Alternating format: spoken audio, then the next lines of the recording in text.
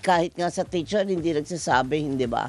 Kaya tingnan natin, tanongin natin sa perspective po ng isang magulang, kung ano na ba dapat, kung effective ba yung ginagawa ng mga schools para dito. Kausapin po natin ang founding president ng National Parent Teacher Association Philippines, NPTA, si Sir Wilfredo Willie Rodriguez. Sir Willie, magandang umaga po. Doris at Robert sa Tandem ng Bayan. Good morning, sir. Good morning po, Sir Robert at Ma'am Doris. No? At salamat po sa muling panayam po at sa ating tagapakinig. Opo, yan nga po ang katanungan ng lahat dahil sumabog po sa ating lahat. Yung mga istorya, yung mga nangyari doon sa Tacloban, sa Cavite, ang dami, hindi lang ang pamamaril, kundi pati saksakan. Yung ganitong klase po, sir, sinasabi na kumbaga ay napipigilan or hindi sadyang natatalakay ng husto at ng tama. Kasi unang-una parang napaka-restrictive nung batas natin. Merong anong tawag nga, juvenile, justice system. Yan ba ho ang nakakasakal doon sa ating pag-handle nitong napakalaking problema na ito? Actually po, ang National PTA was created to be a portal of information, communication. Yung sinatawag po natin na sumbungan ng bayan, Ito po yung aming portal ng sumbungan. But ang naging problema po namin dyan, kasi nga po, di ba, kapag kami mga insidenteng ganyan, hindi po inilalabas ng ating mga eskwelahan. So sa ngayon po, ang National PTA has been receiving 5 complaints again. Kung mapapanood po natin yung teach you a lesson, matagal, 2013 po nagsimula yun dito sa Pilipinas. Ang problema lang po dito, siyempre, yung ating pag ni-report po natin sa school, dadalhin po namin yan sa, hindi po ipapansinin, may problema to at po tayo sa legal, legal ng ating mga eskwelahan, at saka sa mga reporting cover-up, point system. So yung mga kasong ganyan, pagdala po namin yan sa central office, ibabalik na naman po sa division, ibabalik sa eskwelahan, at ibabalik doon sa legal. So, wala pong nangyayari. So, sa ngayon po, napakaganda po. Tulad ko, nagkaroon na po ng bagong labas ng DepEd guidelines, zero tolerance. At saka lahat po ng complaint natin po is diretsa na po sa central office. Kasi nga po, sa frontline po, ang dami pong cover-up. Last Tuesday po, nagkita po kami, pinatawag po kami ng ating Vision Awards Committee ng DepEd. At doon ko po naipasa yung panibago po nating guidelines. At mention po natin dito yung teach you a lesson, which is very true na nangyayari po sa ating eskwelahan. Ang epekto po dito, number one, ever since po nang ibaba ng ating juvenile law, nakita po natin, ay yung mga bata, talagang at least ginagamit sa droga, especially, ang po dito, isa po yan sa naging resulta ng ating mga barilan, saksakan at child abuse ng mga bata.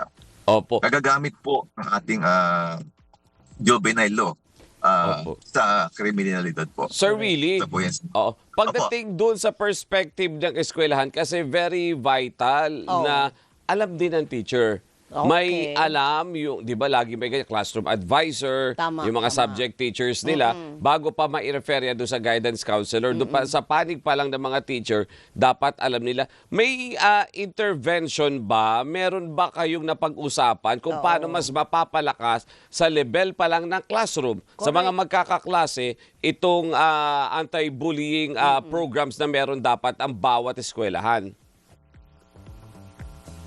Actually, marami, matagal na po yan, Meron tayong Child Protection Committee ng DepEd, Meron tayong Anti-Corruption Committee.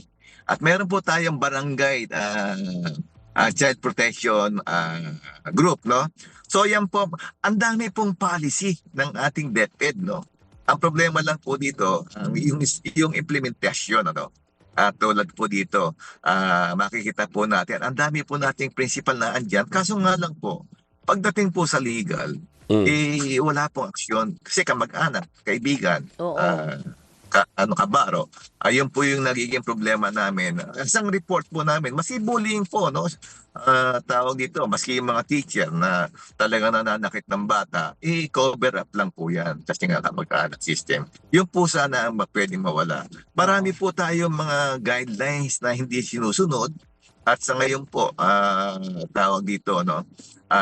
Kundi po nangyari kung wala po yung social media, hindi lalabas yung balila na yan. Correct. Hindi lalabas yung saksakan na yan. So really- Which helps sa talagang napatunayan namin ng National PTA na meron talaga nangyayaring ganyan. So, Opo. parang nakita ko lang, partner, bago mo Sige, ipasok. sige, go. Yung transparency, Yun. parang yun yung nakikita ko. Parang ang sinasabi ni Sir, may mga nangyayari pero hindi sinasabi ng mga mismong Binabaon eskwelahan.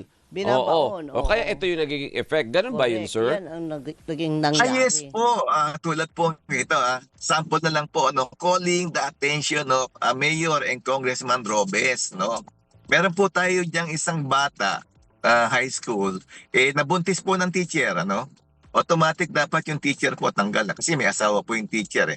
Yung teacher po, may asawang teacher, nakabuntis ang bata 5 years ago. So 6 years na rin po, nagtuturo pa rin po sa eskwelahan yung teacher. Dilipat lang. So dapat yan common responsibility. So ano po ginawa ng legal? Ano po ginawa ng superintendent? Ano po yung ginawa ng ating regional director? Ang ano po kasi hindi nakakarating sa regional director po yan. Doon po mismo sa eskwelahan po tinatago. Oo. Especially po dito sa Parañaque, no? Lately, nakita niyo po, meron po dyan na talagang video na talagang resulta. Okay. Ang nangyayari po ngayon dyan, kaya nga gusto kong tawagan si Secretary Angara. Tawag dito, marami na pong reklamong natanggap ang National PTA, especially dun sa graduation fee, sa ano po. Kasi nga po, napakalaki ng kita, no? Ready market ng ating mga bata. Yung sexual harassment na yan, sexual abuse, no? Nakabuntis po. Automatic. Dapat po tinatanggal kaagad ang mga principal, inililipat. Inililipat din po yung superintendent. Kasi nga po, ang tinatawag dito, takot po na magtistigo yung ating mga teacher. Kasi Oo. 5 years, sa Parañaque, 5 years na po yung principal dyan. Siyempre, kabaro niya yung yung tawag dito. Alam po nila kung ano po yung nangyayaring mga Opo, sexual opo. harassment dyan. Opo. Na dapat pong nasa nila pong tinatago dahil tatamaan din po sila. Correct. Sir Willie, sa tala po ng grupo ninyo, gaano po ka bata? Ano po yung pinakamababang edad na naitala na nambubuli? Actually po, no, ang ano po dito, meron po tayo ng dito pa lang po sa daycare, meron na po eh. Ang ano po dito is ultimo po sa daycare center po, grade 1, grade 2, kinder, meron po yan. Kasi nga po, ang problema po dyan, magulang. Ano po dito, ang problema lang po namin sa DepEd po is yung reporting na nakatago sa ating mga eskwelahan, ano po. At ang ano po dito, ang responsibility po kasi, no, wala pong kasalanan ng eskwelahan, wala pong kasalanan ng kapulisan, wala rin pong kasalanan ng ating komunidad. Ang kasalanan po yan magulang. Ang ano po dito makita po natin is yung tinatawag natin, education begin at home, no? At ang ating mga PTA po, ang hindi lang po responsibility po namin, hindi lang po paniningil, no? Ang ano po dito is tawag dito, marami pong dapat duties and responsibilities like monitoring, reporting, no? Which is now being recognized by our working president at saka secretary ng ating edukasyon, ano? Kaya nagkakaroon na po ng tawag dito, nare-recognize na po ang National PTA. At also ngayon po, meron po kami mga darating na education for parents at empowering the PTA po. Ayun, Opo. yun yung maganda, empowering. Kailangan ma-educate talaga yung mga magulang. Tama. Kasi di ba ang common, minsan isa-set, Mami, naway ako. Huwag mo nang pinapansin yun. Basta ganun ka lang, pasok ka lang. Kaya nga. Di ba? Hindi na napakikinggan yung kwento ng bata. Tama. Meron naman magulang na alam niyang nabully partner, nagsumbong sa kanya, pero saan ako pupunta kung kamag-anak nga naman ni principal yung bata? O kaya baka may kakilalang mas malaking opisyal, kaya Gagantihan sila. baka ma-set Oo. aside. Sa mga ganitong pagkakataon, at sabi niyo, Sir Willie, ang dami na ng mga cases na ganito talaga at hindi lang nagiging transparent talaga ang DepEd pagdating sa reporting ng mga ganito. Dapat ba meron tayong numero o hotline na tawagan dun sa bullying, hotline for bullying natin, Sir Willie? Actually, meron na pong nilabas ngayon ng ng DepEd, no po, napakalakas po niyan. But ang problema rin po yung implementation pa rin, ano. Kami lang po sa National PTA, no, kapag ka dito po sa amin nagreklamo, ang ano po dito is ina-action lang po namin, pinaparating namin sa ating So ngayon po dito, no, i-type nyo lang po yung National PTA. O maski pagka ginawa po naming Facebook website ang Facebook, no, just type PTA, no, lalabas na po kami doon. Meron po tayong PTA Perpetual Facebook group, PTA Bullying, PTA Omnibus Guidelines. Basta po, i-type mo lang po ang PTA, message us, i-message nyo po sa amin yung mga problema. Sana po merong kalakip na pictures o video at action lang po natin para ratingin po natin kay Secretary Angara at sa ating working president na si BBM po. Okay.